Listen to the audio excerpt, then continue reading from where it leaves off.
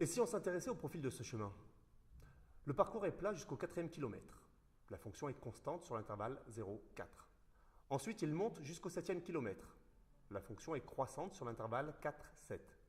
Un peu de plat pendant 1 km, la fonction est constante sur l'intervalle 7,8. Une montée de 2 km, la fonction est croissante sur l'intervalle 8,10. Il ne reste plus qu'à descendre jusqu'à l'arrivée à Plan de la Tour. La fonction est décroissante sur l'intervalle 10, 15,9.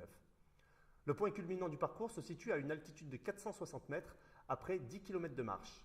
Le point A, 10, 460, est un maximum pour la fonction.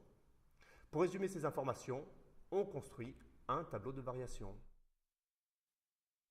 Si j'ai bien compris, cette notion de fonction peut servir à modéliser de très nombreuses situations issues de disciplines de la vie courante ou professionnelle. Mais tu as parfaitement raison.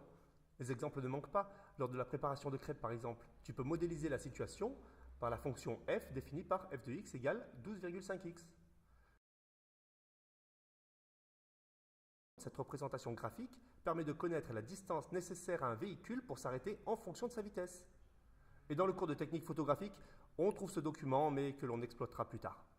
On pourrait multiplier les exemples. Parfait. Je sais où je me trouve. Rendez-vous demain matin à 6h pour le départ.